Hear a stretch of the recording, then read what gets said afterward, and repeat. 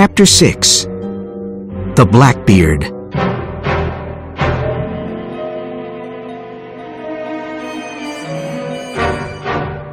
On Sunday, Bill, Nick, and Michelle continued investigating the case. This time they met in Bill's room. "We have to find the Blackbeard and see who it belongs to," said Bill. "I'm sure there's a connection between that boat and Mr. O'Nell." "There's a naval registry office at the port," said Michelle. "All boats at the port are listed there." "Good, let's go to the port," said Bill.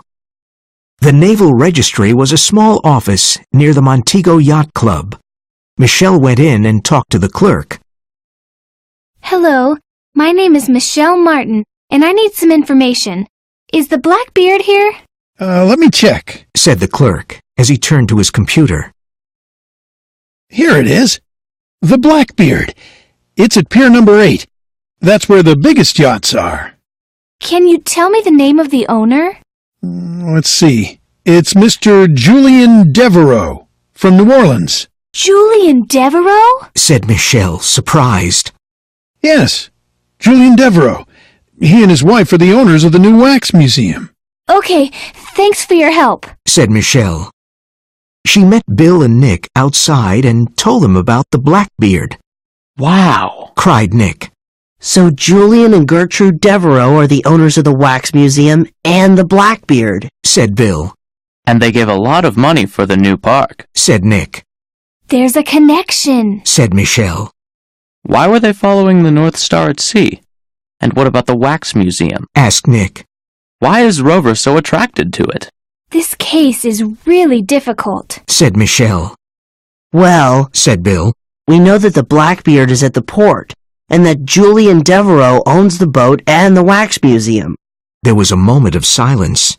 "And we know he's rich," said Nick. "but that's not much." "The clerk said that Julian Devereaux is from New Orleans," added Michelle. "Let's go home and look on the web."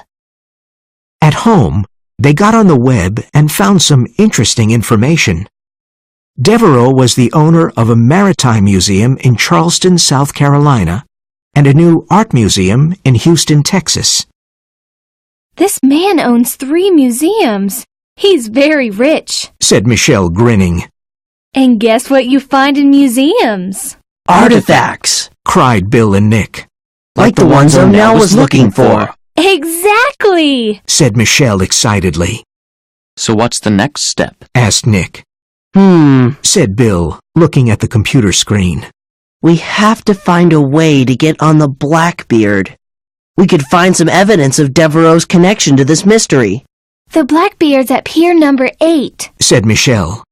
We can go one evening when the museum is open. I don't want to meet them face to face." "The museum's always open on Friday and Saturday evenings until 10 p.m., said Nick. "and the Devereaux are there on those evenings." "Okay," said Bill. "listen to my plan. On Friday night, Nick and I will try to get on the Blackbeard. Michelle, you can sit in the coffee shop across the street from the museum. If the Devereaux leave the building, call me on my cell phone." "Good plan," said Nick. It was November and almost Thanksgiving, but the 3 friends could only think about the O'Nell case. On Friday evening, they met in front of the museum. It was cold and windy, and Michelle ordered a cup of hot cocoa at the coffee shop.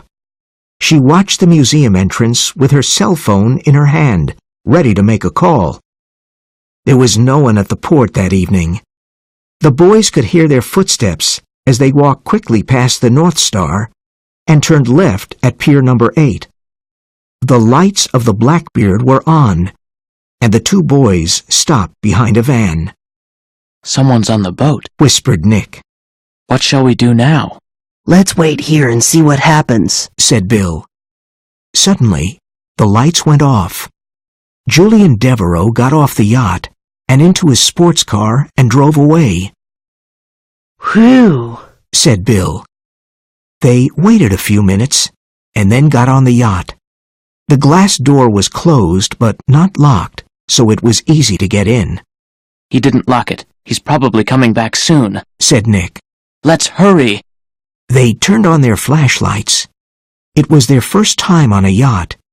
Everything was beautiful, and expensive. They started looking everywhere.